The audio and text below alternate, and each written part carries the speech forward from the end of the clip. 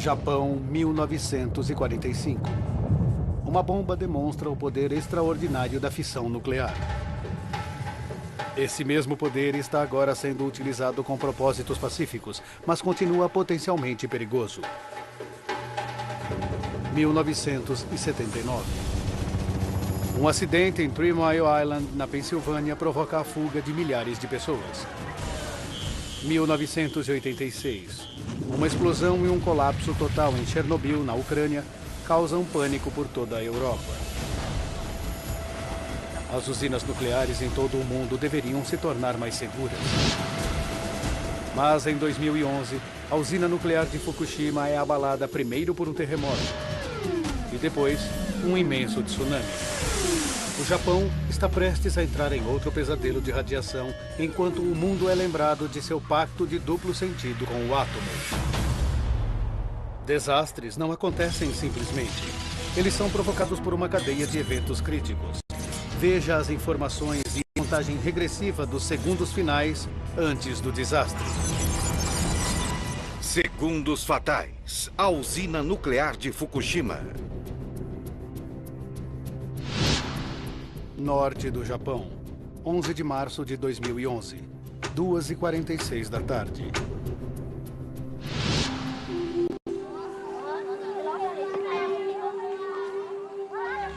A professora de jardim de infância, Eriko Horiuchi, está na sala de aula.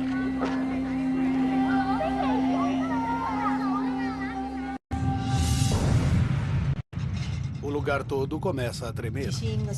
Os tremores eram fortíssimos e duraram muito tempo. As coisas todas saíram do lugar. Achei que o prédio fosse cair sobre mim. Ela precisa agir rapidamente, mas com calma. Eu fui para debaixo da mesa com as crianças e avaliei a situação. O terremoto continuou por 5 minutos. Ele foi sentido a 230 quilômetros dali, em Tóquio. As ações de Eriko garantem a segurança das crianças. As crianças tinham feito simulações de desastres e fizeram o que os professores mandaram. Então tudo correu como planejado naquele dia.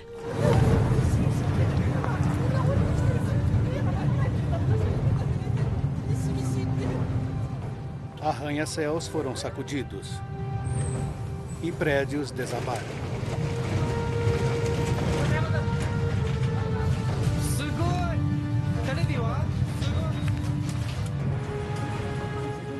A agência de meteorologia japonesa registra o terremoto de magnitude 9.0.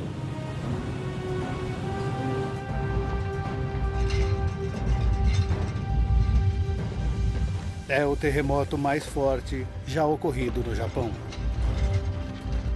Embora o epicentro seja a 130 quilômetros mar adentro, as primeiras fotos mostram uma devastação terrível através do norte do país.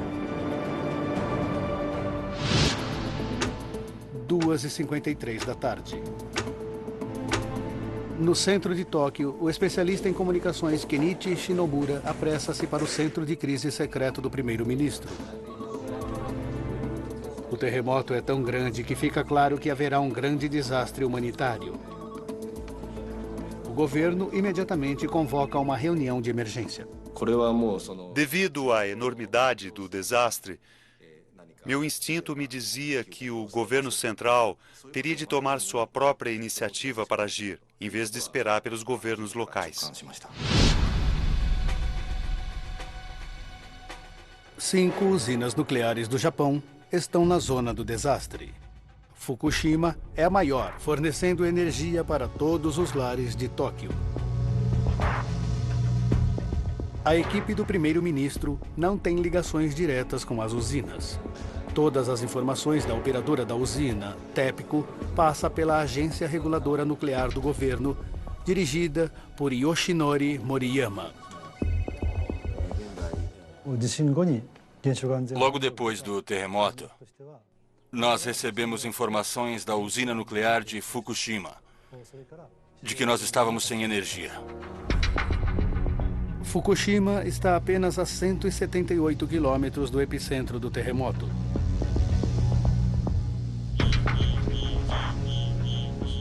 Ao primeiro sinal de tremores, a usina entra em modo de fuga. Um isolamento controlado então começa. A estação de força parece ter sofrido apenas pequenos danos. Mas o terremoto destruiu importantes linhas de energia que alimentam a usina.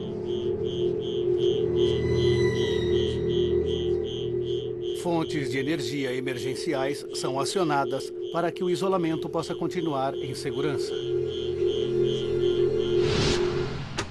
2h55 da tarde.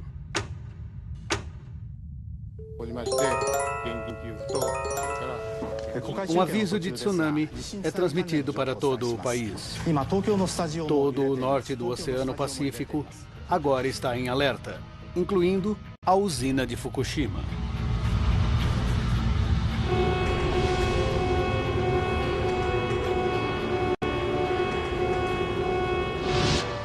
Na escola da professora Eriko, todos os alunos sobreviveram ilesos ao terremoto. Planos de emergência pedem a desocupação de todos. Eriko embarca as crianças em ônibus para levá-los da escola para suas casas no litoral. Ela não ouviu o aviso de tsunami.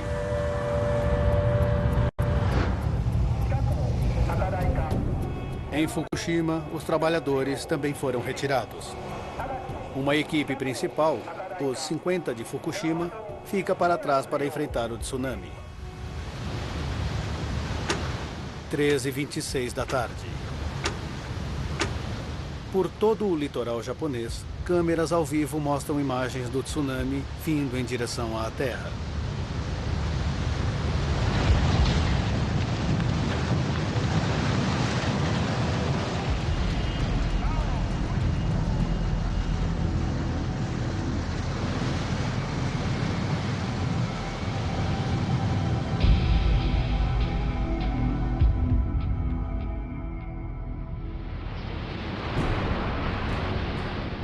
A estação de energia de Fukushima suporta a força total do tsunami. O local começa a inundar. Quase toda a energia é perdida. Dois funcionários, avaliando os danos no subsolo, morrem instantaneamente. Salas de controle mergulham na escuridão. Os 50 de Fukushima não podem monitorar pressão ou temperatura. E pior, o sistema de resfriamento falhou. A professora Eriko está preocupada. Ela pode ter mandado as crianças para a morte. A rota do ônibus era ao longo do litoral. E eu estava morta de preocupação. O ônibus poderia ser varrido pelo tsunami. 13h37 da tarde.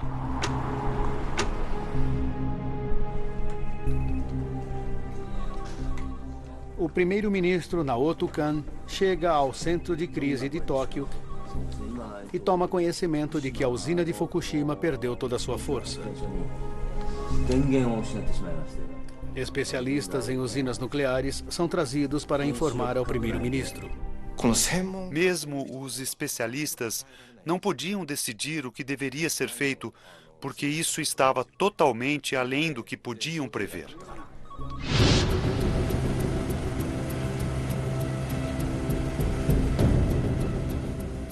Os técnicos da usina estavam desesperados para esfriar os reatores nucleares. Eles precisavam de eletricidade.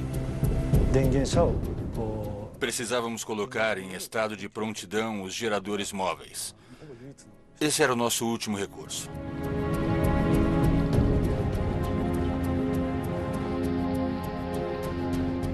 As estradas em torno da usina foram fortemente danificadas. Transportar os geradores era quase impossível.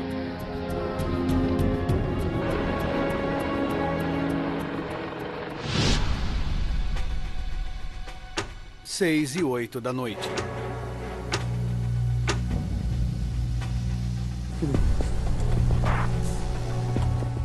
Na sala de controle danificada do reator número 1, Engenheiros estão tentando descobrir o que aconteceu dentro do reator.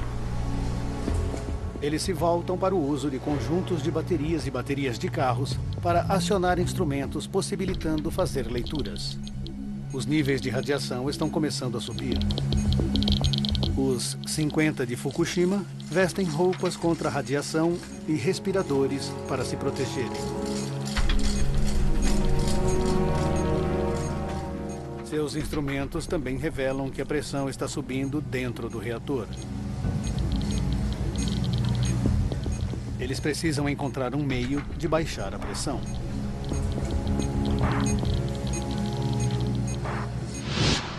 Sete e 3 da noite.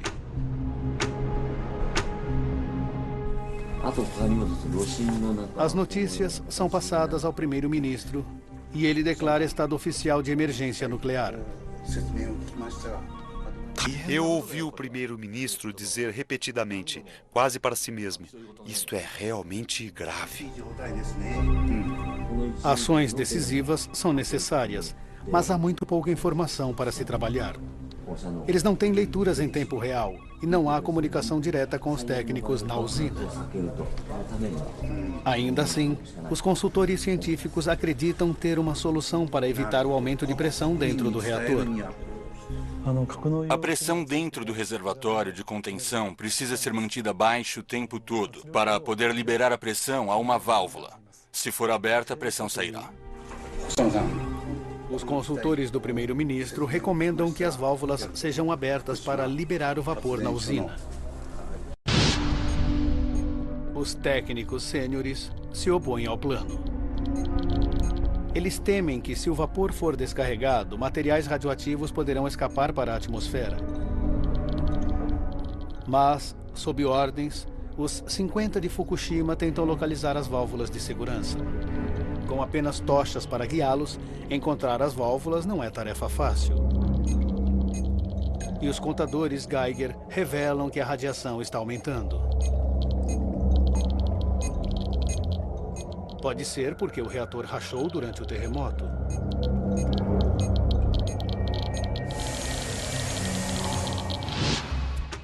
Oito e 59 da noite. O primeiro-ministro recebe mais notícias ruins. Geradores móveis chegaram à usina, mas não são suficientes. O tsunami espalhou destroços por todo o local. Os geradores móveis tiveram problemas para entrar na usina e também para chegar aos prédios dos reatores.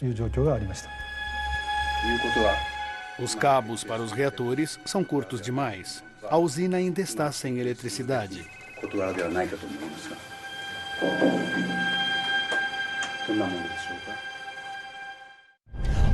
O que está me dizendo?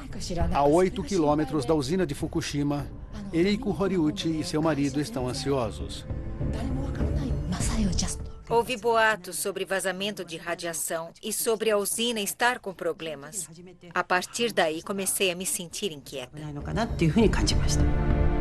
As autoridades locais não confirmam os relatos. O marido suíço de Eriko, Dominique, descobre informações através de agências internacionais de notícias. Eu ainda tinha contato com a internet e comecei a ler jornais estrangeiros que eram um pouco mais explícitos sobre o desastre. Minha esposa me disse então que havia rumores sobre um problema na usina e decidimos partir de madrugada. As estradas estavam rachadas e não sabíamos se conseguiríamos sair. Resolvemos esperar até às 5 da manhã para ir embora. Viajar por rotas danificadas no escuro seria perigoso demais. Eriko e a família decidem esperar até o amanhecer.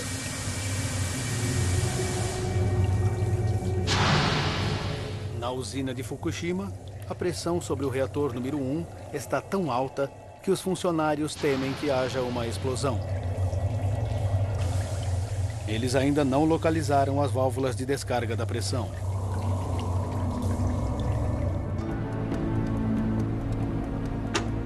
Às 5 da manhã, sábado, 12 de março. Em sua casa, 8 quilômetros da usina nuclear de Fukushima, Eriko e seu marido resolvem partir. Decidimos nos afastar o máximo possível da usina. Saímos às 5 da manhã e às 6 houve um anúncio geral ordenando que as pessoas saíssem. 1 hora após a saída deles, um enorme engarrafamento bloqueou as estradas. Milhares de residentes seguem para centros de desocupação, enquanto o medo da radiação se espalha.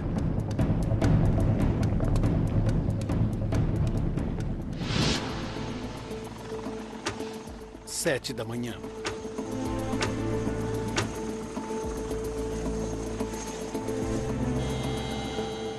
Frustrado pela fraca comunicação com a usina, o primeiro-ministro Kan decide ir até lá.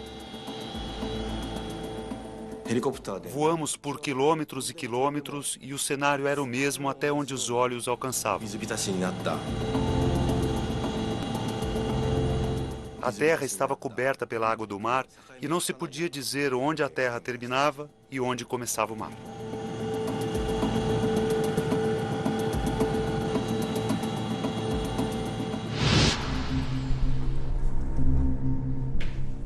Uma vez na usina, o primeiro-ministro exige uma reunião com os técnicos. Ele quer saber por que as válvulas de descarga de pressão não foram abertas. Eles disseram que as válvulas seriam abertas em 4 horas mais ou menos. Então o primeiro-ministro disse a ele: "Você está dizendo a mesma coisa desde ontem, mas isso não aconteceu. Me explique o porquê." 10h16 da manhã.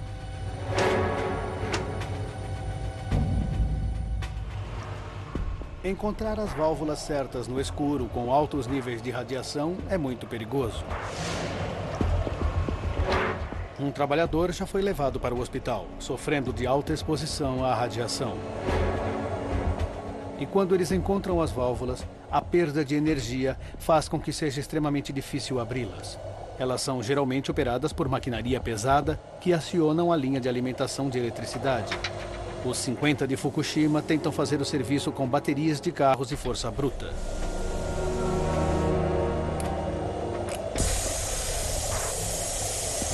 As válvulas são abertas e, como resultado, a pressão dentro do reator diminui.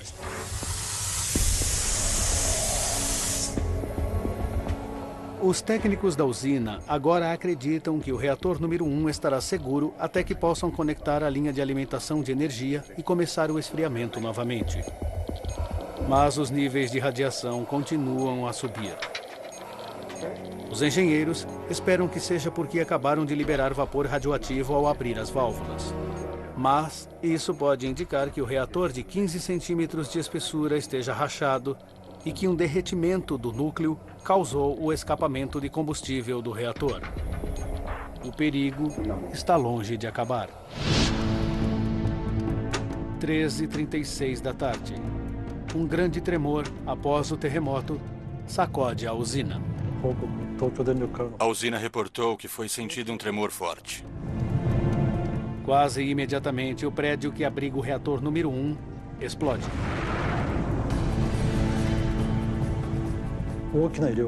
Uma nuvem de fumaça branca foi vista e os níveis de radiação aumentaram dramaticamente. Os funcionários detectam níveis de radiação 1000 vezes mais altos do que o usual próximo ao reator número 1.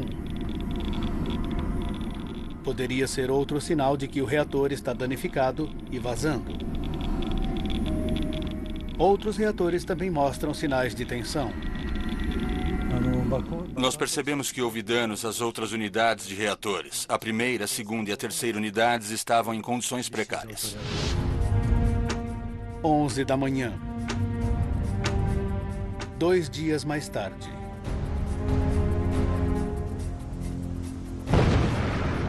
Uma explosão maior ainda destrói o prédio que abriga o reator número 3.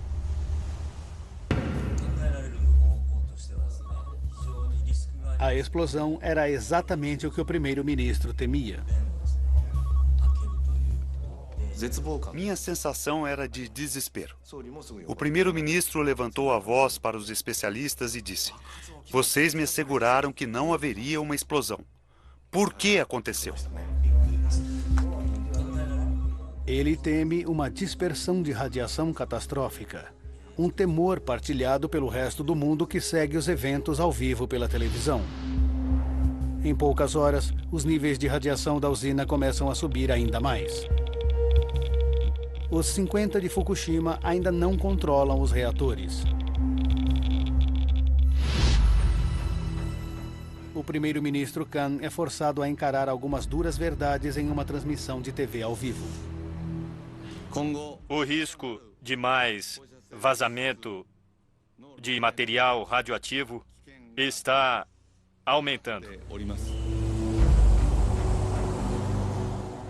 180 mil pessoas são forçadas a buscar abrigo temporário, longe de suas casas e sem ideia de quando serão autorizadas a voltar.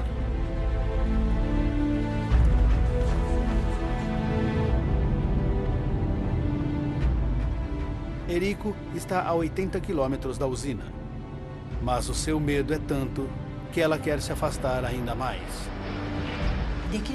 Decidimos ir para o exterior, mas não havia lugares em nenhum voo. Queríamos nos afastar o máximo do aeroporto de Fukushima, mas não havia nenhum voo disponível. Eriko e sua família são forçados a ficar onde estão e correr riscos com a radiação. 6 da manhã. No dia seguinte, outra explosão causa um incêndio enorme no prédio do reator número 4. Depois da primeira explosão, tentamos ao máximo evitar o mesmo aos outros dois. Mas, infelizmente, não podíamos fazer nada para impedir. Isso é um fato.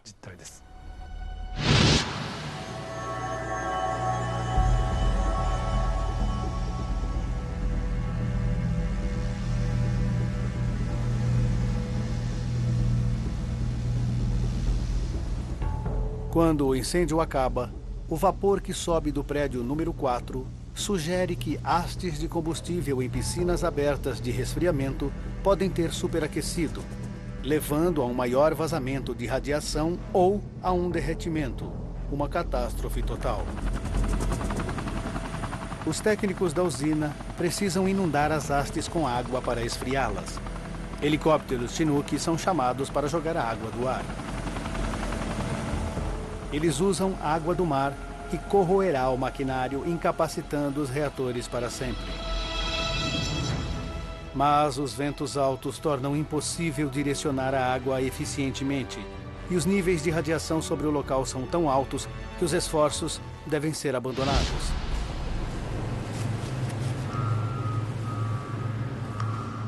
Apenas os bombeiros são capazes de inundar as hastes de combustível com água suficiente para fazer a diferença. Ichiro Suzu é desviado dos deveres de auxiliar no tsunami para liderar uma equipe de elite de bombeiros.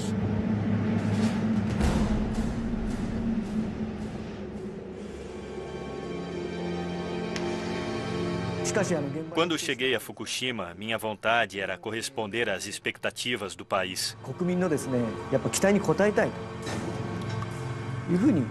Na entrada, tudo estava estranhamente silencioso.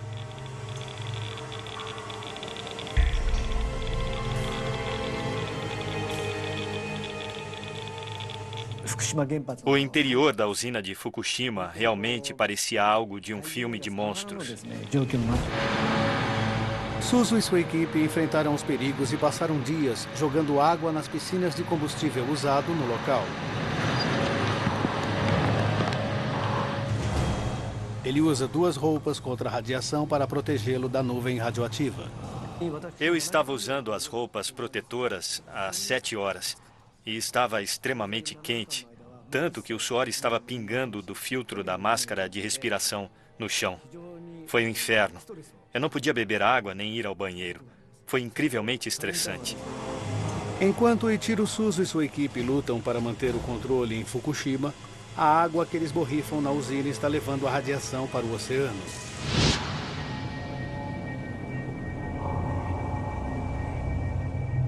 E a 230 quilômetros de distância, em Tóquio, relatórios começam a surgir dizendo que os suprimentos de água potável podem ser afetados. O primeiro-ministro deve agora considerar aumentar a zona de desocupação para 250 quilômetros. O que significa ordenar a 30 milhões de pessoas, incluindo Tóquio inteira, que abandonassem seus lares. Isso seria uma decisão sem precedentes, que nenhum governo fez na história moderna. Leva mais de 2 semanas para restaurar a energia na usina. Mas é tarde demais para deter o desastre. A radiação continua a vazar dos reatores. O Japão e o mundo estão desesperados para saber o que está acontecendo dentro da usina. E o que houve de tão desastrosamente errado em Fukushima.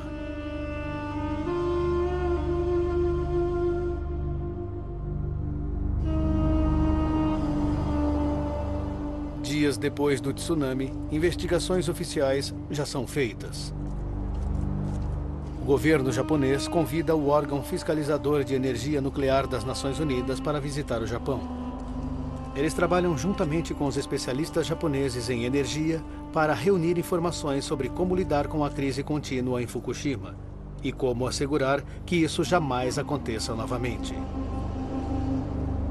Chefiando a equipe de especialistas internacionais está o Dr. Mike Waitman, físico nuclear. Quando você chega ao local, parece um lugar muito bem cuidado.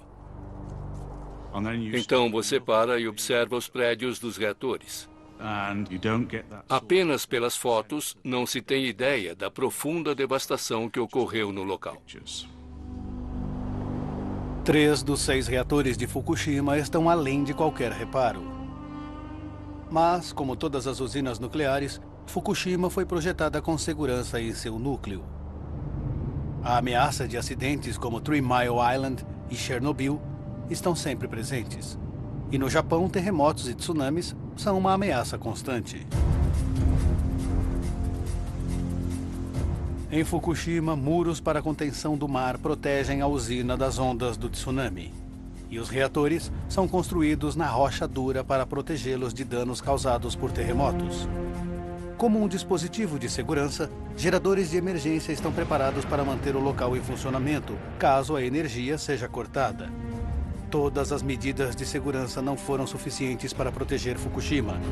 Agora, relembrando os eventos daquele dia e mergulhando nas investigações que se seguiram, podemos revelar como, com toda a preparação para esse tipo de incidente, esse desastre pôde acontecer.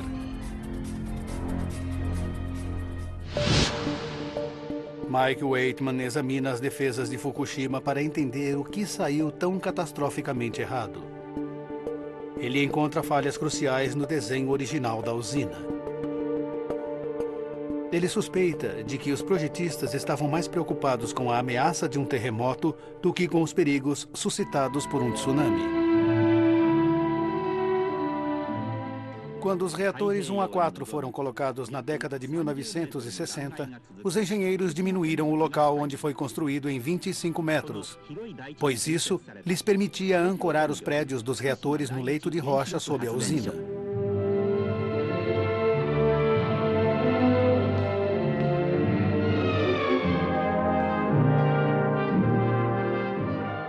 Isso evitaria seu colapso durante um terremoto.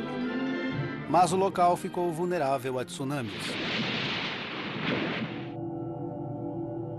Para protegê-lo contra essa ameaça, muros para contenção do mar foram construídos ao redor. Eles repeliriam ondas de até quase 6 metros de altura. Mas evidências mostram que as ondas de um tsunami ultrapassam esses muros com facilidade. Na inundação do tsunami, neste caso, as ondas chegaram a 14 e 15 metros, espalhando-se ao redor dos prédios dos reatores e por todo o local. Os muros estavam bem abaixo do necessário para proteger contra tsunamis.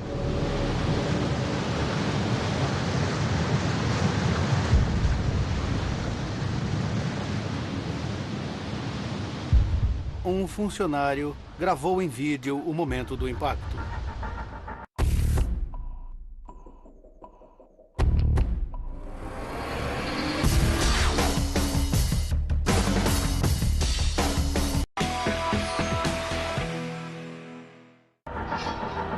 outro tirou fotos da água inundando a usina em uma sucessão de ondas.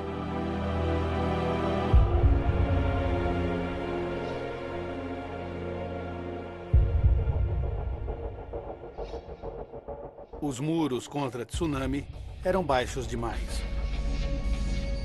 Essa simples falha no projeto levou a uma catastrófica série de eventos que deixariam a usina em perigo de colapso. Durante o terremoto, a energia é perdida. O terremoto mais forte na história japonesa derruba as principais linhas de energia. No momento do terremoto, os reatores interrompem suas operações automaticamente. É isso que eles fazem. Seguindo o procedimento padrão, os geradores de emergência entram em ação. Todas as usinas nucleares têm backup de seus sistemas de energia. Neste local, com 6 reatores, eles tinham 13 geradores a diesel e eles operaram como deveriam. Mas então, o tsunami ocorre. Quando milhares de toneladas de água jorram sobre o local, a maioria dos geradores a diesel é inundada. Os geradores a diesel estavam localizados na base dos prédios das turbinas e outras áreas de níveis mais baixos do local, e isso os tornou vulneráveis à inundação. Portas de proteção a inundações não são páreo para o tsunami. Toda a energia é perdida. Os engenheiros não podem controlar a quantidade de calor gerada em seus enormes reservatórios de pressão do reator. A primeira coisa a notar no reservatório de pressão do reator é uma grande estrutura. É cerca do tamanho de um ônibus de 2 andares de Londres, mas dentro dele é como uma chaleira. Dentro do reator, reações nucleares criam calor para produzir o vapor que aciona as turbinas. Quando a energia é cortada, a água, que evita que o sistema superaqueça, para de fluir. Mas as reações nucleares continuam e o combustível ainda bombeia calor. O resfriamento é fundamental para garantir a segurança das reações nucleares. É preciso manter o reator resfriado para poder deixá-lo seguro. Os técnicos da usina não têm força para manter as bombas de resfriamento funcionando. Hastes de combustíveis começam a superaquecer, liquefazendo-se. Esse derretimento libera grandes quantidades de radioatividade. Os instrumentos de medição de temperatura e pressão da usina estão sem funcionar e, portanto, os técnicos não têm conhecimento do estado dos reatores.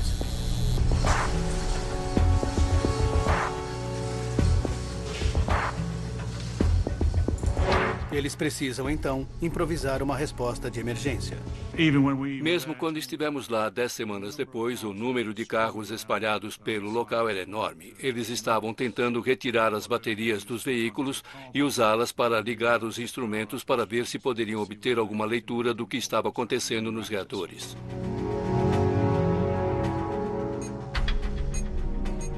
O uso de baterias de carros dá aos engenheiros percepções instantâneas do estado de seus reatores. Como se sabe quanta água tem em um reator? Onde ela está? Qual é a taxa de fluxo em torno do sistema? Fizeram o possível para conseguir leituras. Com essas baterias, os 50 de Fukushima conseguem obter leituras importantes. E também puderam abrir válvulas de segurança. Mas essas leituras oferecem apenas vislumbres de aquecimento perigoso dos reatores e do derretimento que se aproxima. Sem energia para acionar seus sistemas de resfriamento, não há nada que eles possam fazer para detê-lo. E pior, por causa do desenho da usina, ocorre outro problema que eles não podem evitar.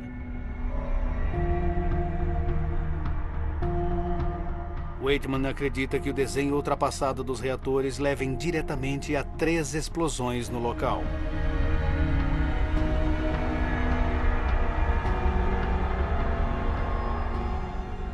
Toneladas de combustível nuclear são guardadas em hastes e geralmente mantidas resfriadas por um fluxo de água fria. As hastes são revestidas por uma camada fina de um metal raro, o zircônio, que as protege do calor excessivo, mas permite que as reações nucleares continuem. Mas quando a temperatura sobe, o zircônio se torna altamente reativo. Por haver muito zircônio no núcleo, se houver um superaquecimento, então ele reage agressivamente com o vapor e a água para criar hidrogênio. A estimativa mostra que a temperatura chegou a 2.800 graus centígrados dentro do reator. Alta o suficiente para provocar a reação entre zircônio e vapor.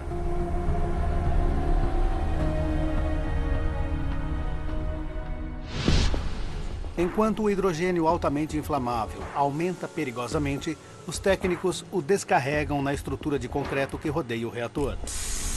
Material radioativo também escapa das hastes de combustível. Dali, ele sai lentamente através das válvulas de segurança. Mas nem todo o hidrogênio chega ao ar livre. Grandes quantidades escapam para a parte alta do prédio. Os 50 de Fukushima não podem impedir a ignição do gás.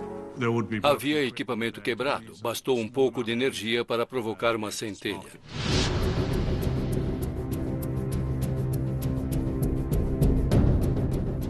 O aumento de hidrogênio provoca duas grandes explosões nos reatores 1 e 3 e um incêndio devastador na unidade 4.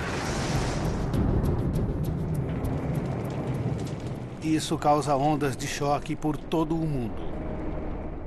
A crise nuclear do Japão está oficialmente no mesmo nível. Especialistas nucleares na Europa dizem Os que japoneses perderam o controle da situação da usina nuclear de Fukushima. comparações feitas com o acidente nuclear de Chernobyl mostram que o que houve foi mais sério do que o que foi dito ao resto do mundo.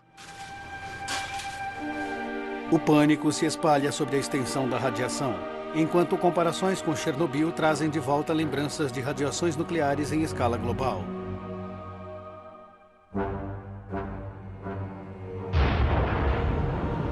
Em Chernobyl, 8 toneladas de combustível nuclear foram lançadas na atmosfera da Terra quando o reator explodiu.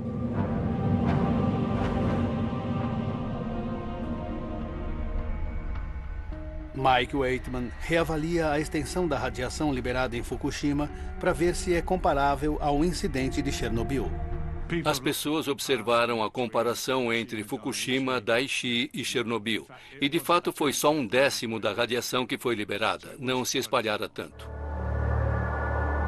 Waitman sabe que Fukushima tinha o potencial para ser muito pior, talvez tão ruim quanto Chernobyl. Se o hidrogênio tivesse permanecido dentro dos reatores, a pressão se tornaria tão grande que uma explosão poderia destruir não só os prédios dos reatores, mas os próprios reatores também. O reator 3 continha 88 toneladas de combustível plutônio e urânio que poderiam ter sido expostos e dispersados, exatamente o que ocorreu em Chernobyl em 1986. Quando os técnicos seguiram as ordens do primeiro-ministro para liberar o vapor e reduzir a pressão dentro dos reatores, o desastre foi evitado. Waitman conclui que os engenheiros tomaram as decisões certas para impedir uma catástrofe maior. 2 semanas após o tsunami, a energia foi restaurada no local e a temperatura dentro dos reatores foi diminuída gradualmente. Mas combustível derretido ainda permanece ali e continua a liberar radiação. Somente robôs podem chegar perto dos reatores agora. 1 década pode transcorrer antes que os investigadores possam examinar os reatores em segurança e analisar precisamente como o derretimento do núcleo levou a uma liberação de radiação tão substancial. Sabendo como as defesas falharam e levaram a uma cadeia catastrófica de consequências, Mike Waitman agora examina se a companhia elétrica que opera a usina, a TEPCO, poderia ter feito alguma coisa para evitar o desastre. Ele acredita que a companhia pode ter sido negligente no período anterior ao tsunami. Em 2002, a TEPCO tomou parte em um estudo sobre o impacto de tsunamis sobre usinas e concluiu que havia a chance de 0% de que um terremoto grande o bastante para causar um tsunami pudesse afetar a usina de Fukushima nos próximos 30 anos. Estavam errados.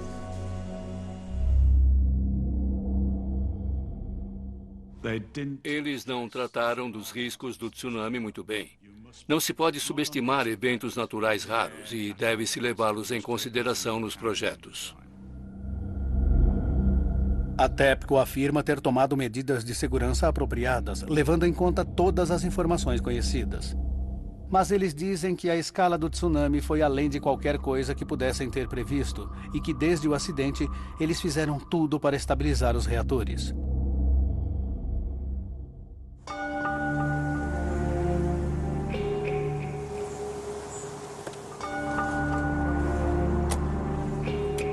Depois do desastre, a radiação nuclear se espalhou bem. Residentes como Eriko acreditam que foram informados de muito pouco e tarde demais sobre os perigos potenciais causados pelas explosões. Eles culpam a companhia elétrica, TEPCO e o governo. Não houve nenhuma informação sobre radiação. Somente disseram que iam expandir a zona de desocupação. O governo lutava para assegurar a liberação de informações. O primeiro-ministro estava comprometido a ser liberal, mas dependia de seus consultores.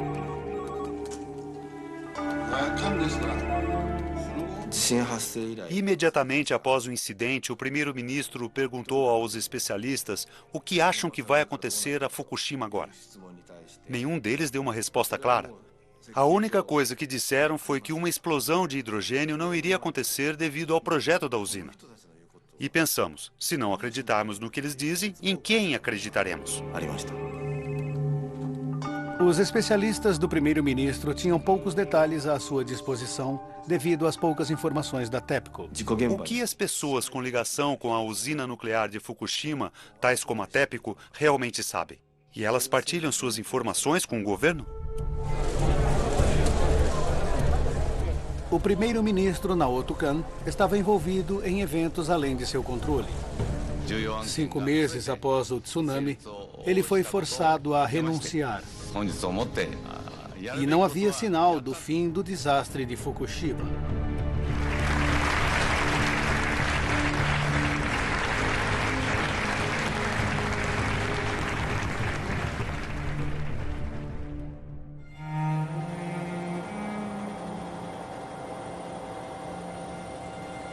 Na usina, os reatores são colocados em fechamento frio, mas continuam sendo uma perigosa ameaça.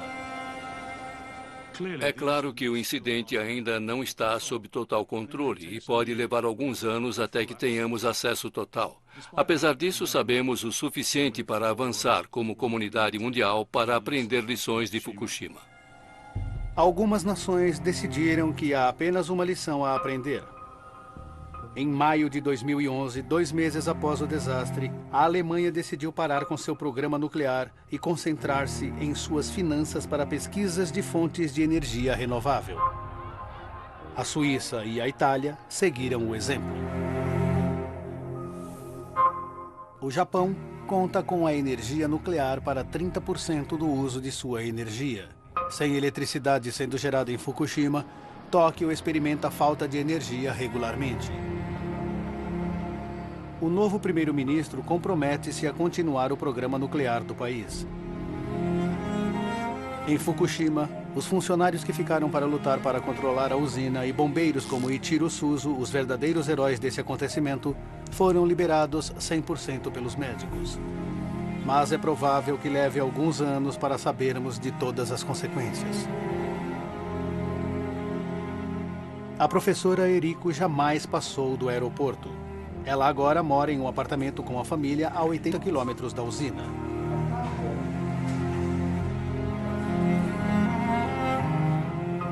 O ônibus com os alunos do jardim de infância não foi atingido pelo tsunami.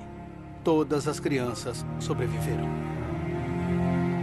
Na área ao redor de Fukushima, os efeitos do desastre permanecerão por muitos anos ainda. Uma zona de exclusão de 20 quilômetros em torno da usina ainda está em vigor. Todas as fazendas foram abandonadas. 4 centímetros de solo radioativo devem ser removidos de cada área de terra fértil. Até lá, nada pode ser plantado. 10 anos podem se passar até que 100 mil pessoas em centros de desocupação em toda a região recebam permissão para retornar a seus lares. Versão Marshmallow São Paulo.